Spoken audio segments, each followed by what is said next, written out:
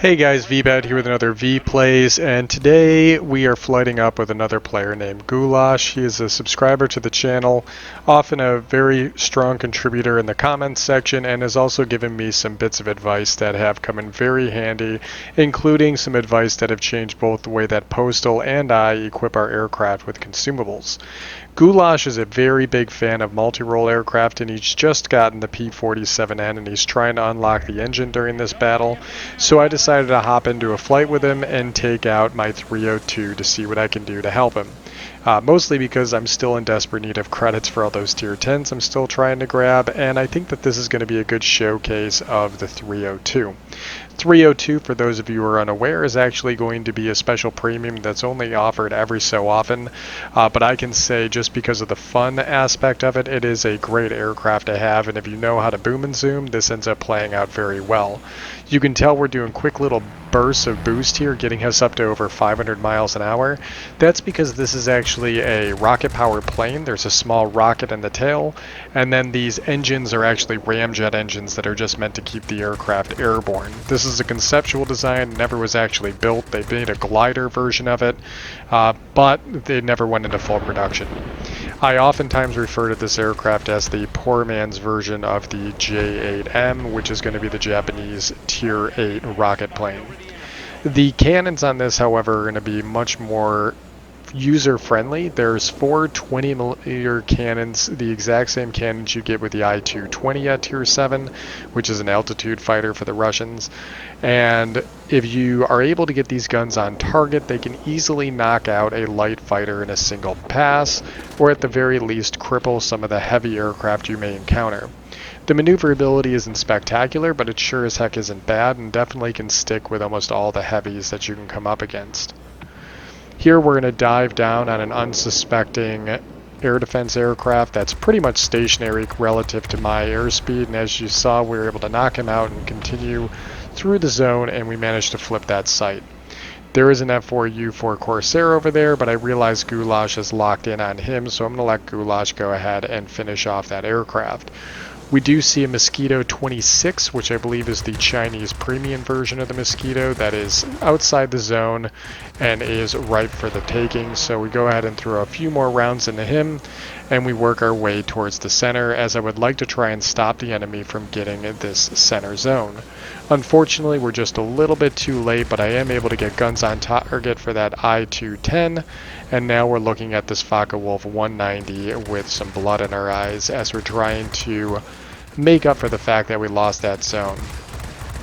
This aircraft is actually moving into the zone, but it wasn't quite in there enough. We did manage to secure this zone earlier. Our bots did that on their own, which is, saying something. You don't see that every day. And now we're vectoring in on this Yak 9, and with an airspeed of over 400 miles an hour, we are definitely going to be a very strong force at Tier 7. Able to knock out that Yak 9 fairly easily with a very consistent gun performance, and then we see this Corsair, which is arguably out of position at a much higher altitude. My guns have overheated, but with a little bit of trigger discipline, we're able to get those back on target. I wish I could say the same for going after this 109Z, as my guns are overheating continuously, so I gotta let them cool off a little bit if I want to try and save my bomber over this zone. It looks like we've kept him safe from the 109Z, but he is going into AA fire, so hopefully we'll be able to turn the tables. There is a P-38F air defense aircraft here. This is really good at going after heavies. As I said, it doesn't have the best turn performance, but when it comes to comparing it to a heavy, it definitely has it in spades.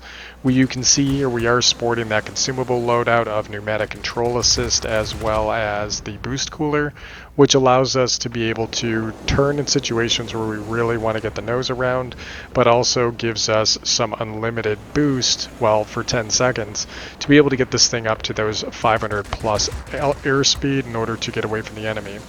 I saw that the Focke-Wulf was paying attention to me, so I wanted to avoid that aircraft. And then we see this Yak 9 is at a high altitude, low airspeed, and he is ripe for the taking.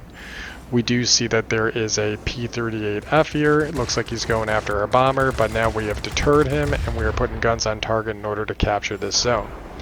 The enemy team actually has a Spitfire, I believe it's a specialized Spitfire. I think it's a whole other flight actually, if I'm not mistaken. Along with a Corsair, if I'm not mistaken. I think we just killed him earlier. So it is like a 2v2 situation here. And I don't want to go to the middle, so both Goulash and I are operating essentially on the periphery, taking these zones as they are flipped by the enemies, so they can hold the center all they want as long as we can continue to flip these zones faster than they can take them. The advantage of an airfield allows the enemy to be able to get their ground attackers and bombers a good spawn location, so that way they can vector in and take on some of our garrisons that we've already captured, but we are having a really good effect at being able to take these zones very rapidly. Goulash is really good at being able to do this type of thing, and he does have a channel of his own if you guys want to see him taking out his P-47 Bravo and doing a really good job with the multi-roll. He also has a few other videos like the J-21 as well, which he actually put out a video, I think, around the same time I put my review out, and he was the one that again emphasized putting on that pneumatic control assist, which you just saw was able to get us turned very quickly on this P-38F. I came in on this P-38F because I wanted to try and help Goulash out, and now we see that there's some enemy fighter aircraft. They managed to just take out one of our bots, so we definitely want to try and even the odds by taking out another airframe. There you can see Digital Jesus just doing work. In the middle, he just took out our Mosquito. And that secured this zone. So again, we're staying ahead of the enemy. We have 3 zones to their 2. And now I'm looking and realizing that they captured the zone we had just left earlier. So let's go back and see if we can take it. Goulash is just kind of following my lead at this point, getting those bombs and rockets back up and helping out. He throws me a thanks for taking that heavy off of him earlier, and it's absolutely no problem. He did it in a flight chat. I've heard that there's some bugs related to flight chat. I'm not sure if they fixed it. Sometimes it actually causes issues with your game locking up. I'm not going to be going straight in on that P-38F since we just took hits from the other P-38F. I've kind of learned my lesson since he took out my pilot. But let's go ahead and vector in on him as he is pretty focused on going after my bomber. We do have some AA to contend with here, so we got to be aware of that since it is squall line here. So let's go ahead and see if we can maneuver just a little bit, and just by following this aircraft, it's keeping me outside of the AA's arc of fire. We just picked up Akamatsu metal. When I say arc of fire, I really mean that it's doing a predictive path of shooting, so we're just kind of avoiding it to the best of our ability. We're both going in after this P-40. 2 sets of guns are better than 1, and it'll be enough to flip this zone. So let's go ahead and wreck that aircraft.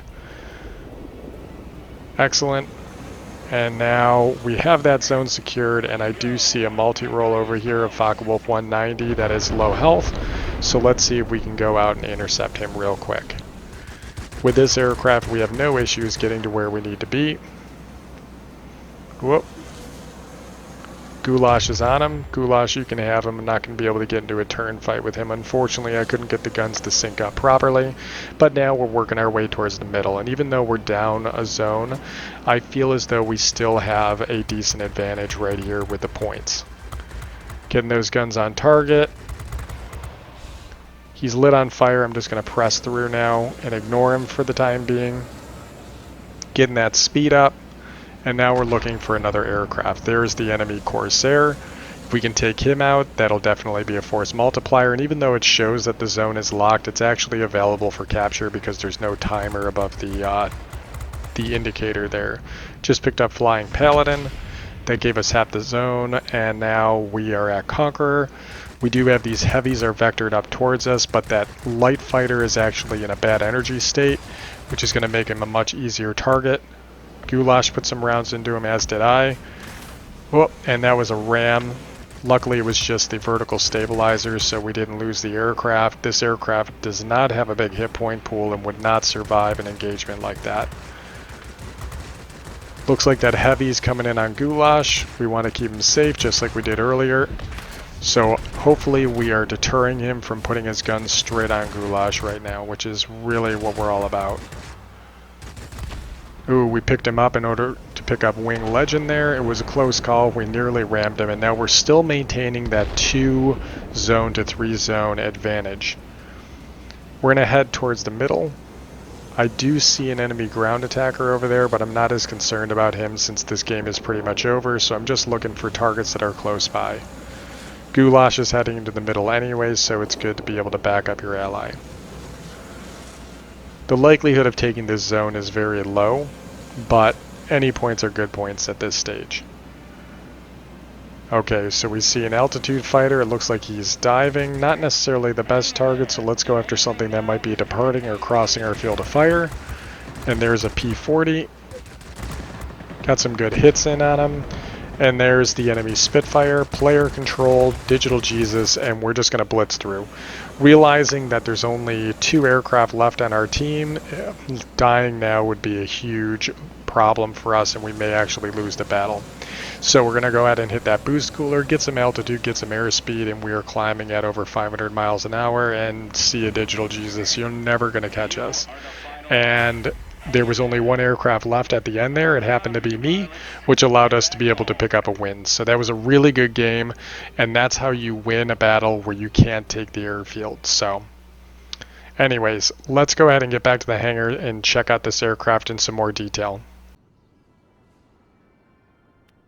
Well, that was definitely a fun fight. We nearly got ourselves 20 aircraft kills in that battle, so not too bad. Not quite an ace, but I will take my conciliatory prize of Conqueror, Marseille, the Akamatsu Metal Wing Legend, as well as getting Flying Paladin Badge and Flying Warrior. Since this is a premium aircraft, we were able to rake in 191,000 credits.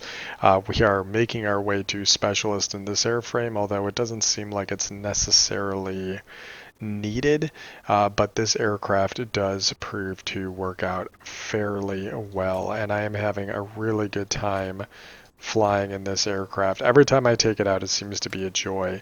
I like it. I'll argue and say that I like this better than the J8M, the other rocket premium plane that you can get.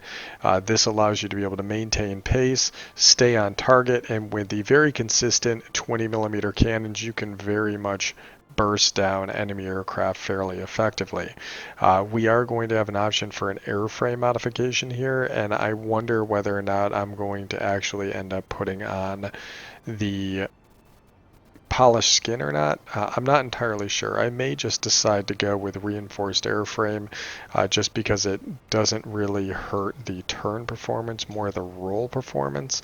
But then again, this thing's very lacking in roll capabilities, so I may just opt to lose a little bit of the turning, which isn't necessarily its biggest strength anyways. We do have another slot here so we can try and get our engines back up, because if you do lose your engines, you're pretty much dead in the water, because it really relies on that rocket motor and speed to be able to keep it up to those really high velocities, easily getting over 400 and oftentimes over 500. Having the boost cooler on here allows you to definitely be able to take advantage of that run capability. We did flight up with Goulash, so thanks Goulash. He has given me a lot of really good pointers as to consumables, and he's really getting into multi-rolls right now, so he's grinding through the P47N right now. He's still at a stock engine at the beginning of this fight. I wonder if he's actually getting close now to getting that next engine. But yeah, this is a great platform, and if it ever comes on sale and you guys see it and you are interested, go ahead and pick it up. I highly recommend it. It is a lot of fun as long as you know how to do boom and zoom. This is going to be the aircraft for you. Anyways, guys, I hope you enjoyed an impromptu review, I guess, of the 302, even though we've done one before. And as always, I'll catch you guys on the next one. Oh, and it looks like he got the engine. Good game, man.